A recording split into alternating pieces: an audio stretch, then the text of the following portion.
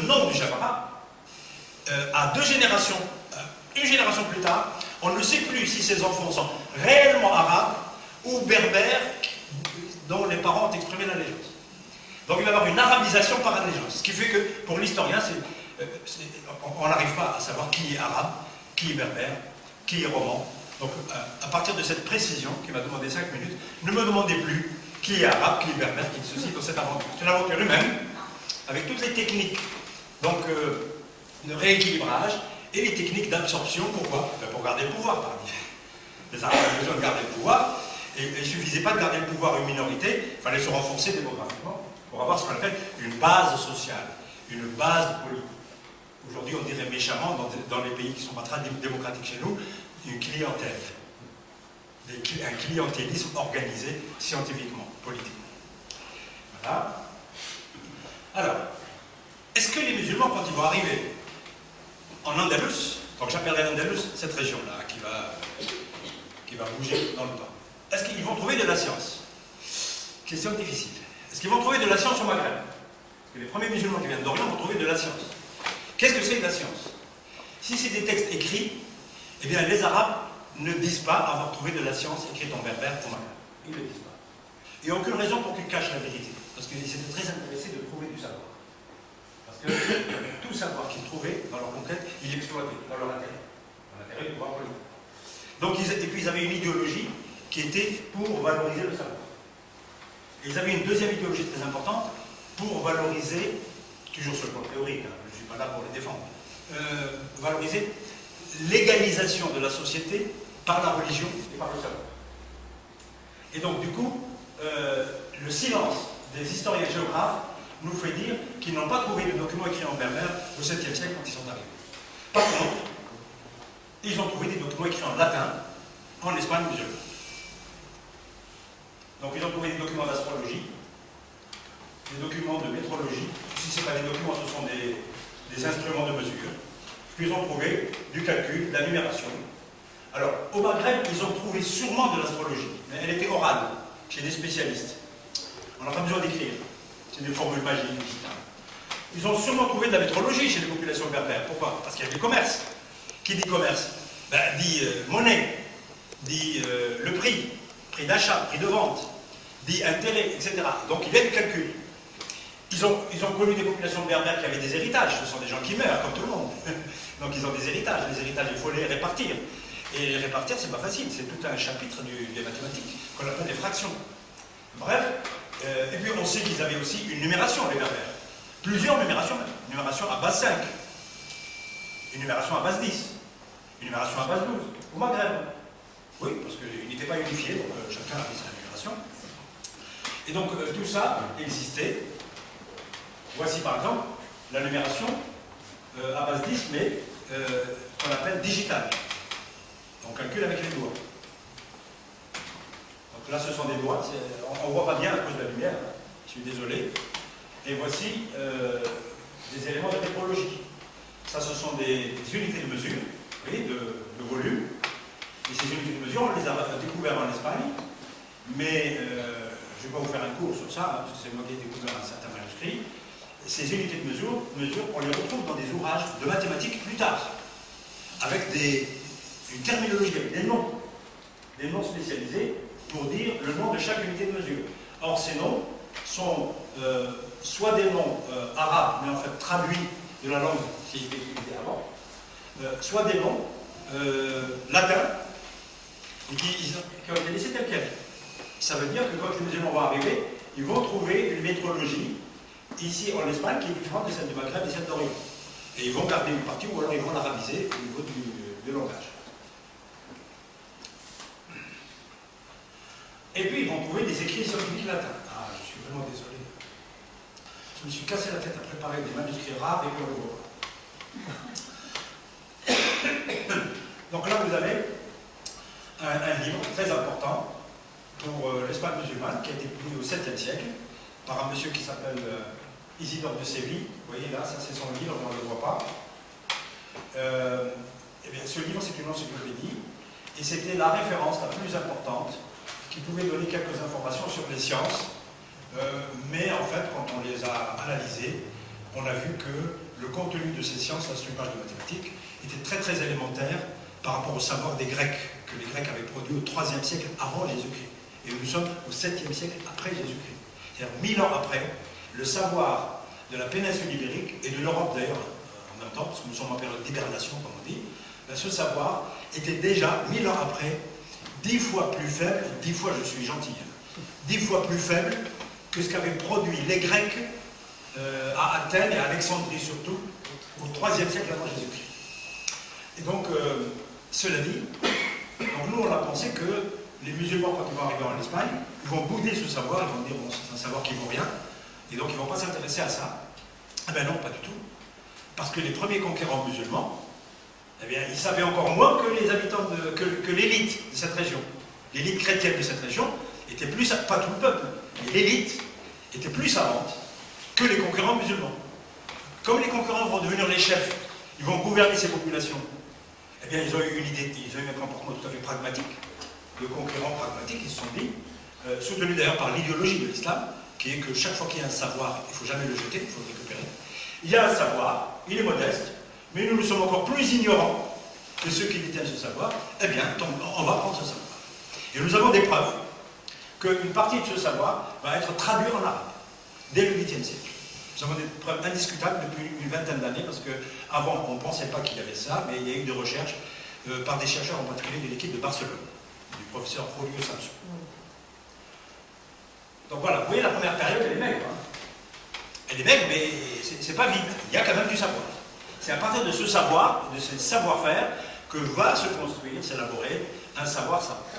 Alors, une remarque, puisque quand même nous sommes dans une... Ma conférence s'inscrit dans un contexte d'interculturalité, de dialogue des cultures. L'Espagne montre très vite, à l'image de l'Orient d'ailleurs, mais pour l'Orient, je le raconterai en roman, si je suis réinvité. J'espère que je ne serai pas très loin, pour venir.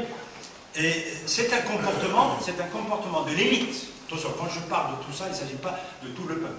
Comme aujourd'hui, c'est une question d'élite. Nous pouvons faire que l'histoire de l'élite, malheureusement, au niveau de la science et de la philosophie. Et donc, on constate en fait que la première phase où il n'y a pas encore de science, il y a des savoir-faire, il y a des pratiques de tous les jours liées aux transactions commerciales, eh bien, on pense que cette première période a peut-être favorisé plus de contacts interculturels que la phase qui va venir, qui est la phase des sciences dures. Parce que la phase des sciences dures, des sciences savantes, on peut la concevoir comme étant chaque communauté va apprendre la science dans son domaine avec ses écoles. Parce qu'il y a des écoles qui vont intervenir. Par contre, le savoir-faire va obliger tout le monde à se rencontrer sur le marché, sur la place publique, à aller chercher les instruments, les instruments métrologiques. Bref, le contact, paradoxalement, est plus fort dans la première phase de construction du savoir, dans cette civilisation. La deuxième période, c'est la période des émigrations. On l'appelle comme ça parce que c'est une période d'éclatement, enfin on n'a pas encore unifié.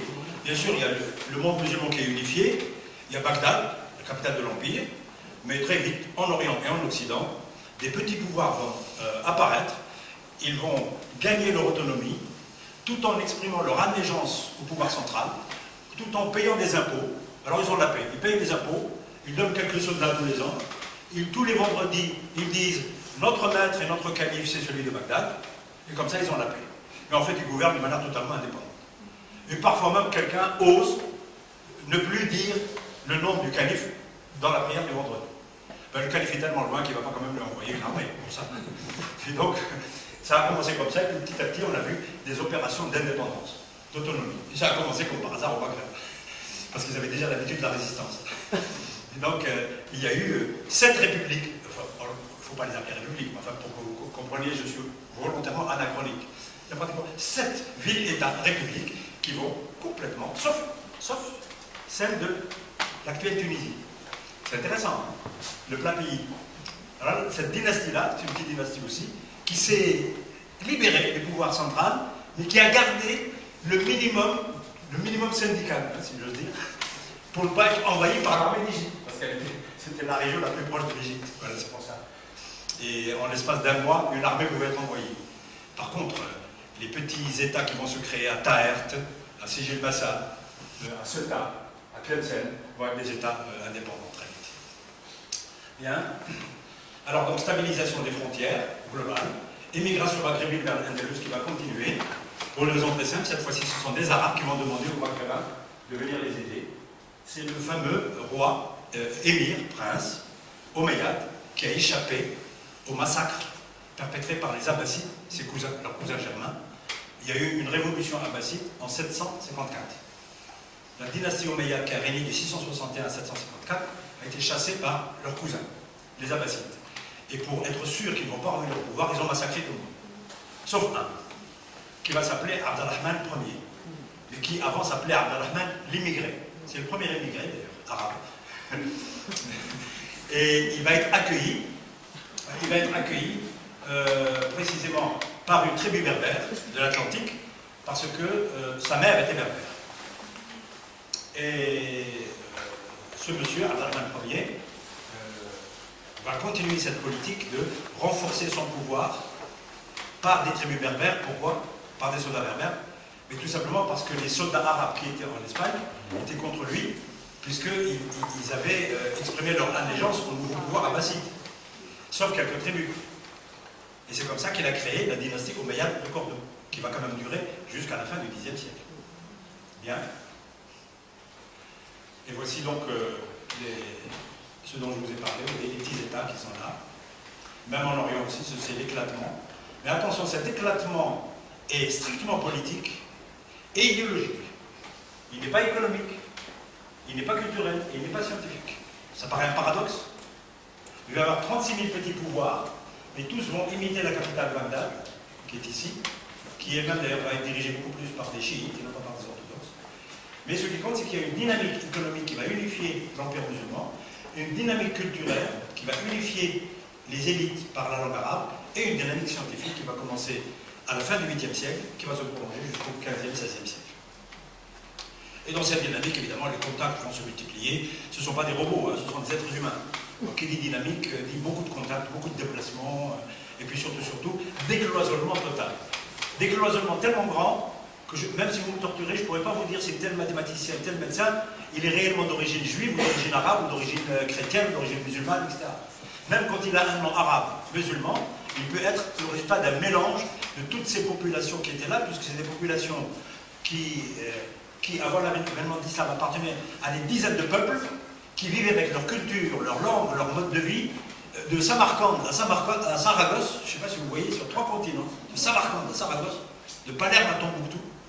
Il n'y a aucune raison pour qu'ils aient les mêmes affinités, les mêmes manières de vivre, le même goût culinaire, etc. Et or, cette diversité va entrer dans ce moule global, qui est le moule d'une civilisation. Alors, en Orient, cette période-là, c'est la période du mouvement de traduction. Le mouvement de traduction n'a pas eu lieu au Maghreb, n'a pas eu lieu en Espagne musulmane. Sauf quelques cas que je vais signaler, pour quelques textes latins d'astrologie, ou une partie du livre d'Isidore de Séville, mais le grand mouvement sociétal a commencé dès le 3e tiers du 8e siècle, il va se poursuivre jusqu'au milieu du 10e siècle. Presque un siècle, plus d'un siècle et demi, d'activité de traduction. Donc ce n'est pas un phénomène exotique, ni accidentel. Ce n'est pas un phénomène lié uniquement à la décision d'un pouvoir politique. Il y a eu des décisions du premier calife, par exemple du deuxième calife abbasside, qui est Al-Mansour, qui a régné de 754 à 775. Puis il y a eu des décisions politiques de son fils, Al-Mahdi, de son petit-fils, Haroun al-Rachid, de son arrière-petit-fils, Al-Ma'moun. Ces 4-là ont aidé, effectivement, les traductions. Mais quand ces 4-là sont morts, si les traductions dépendaient uniquement de la volonté de ces califes, de ces empereurs et de leur argent, ben, ça serait arrêté. Or, le dernier est mort en 833, c'est là où les traductions ont continué avec une grande dynamique. Et c'est là où les sciences se sont développées encore plus.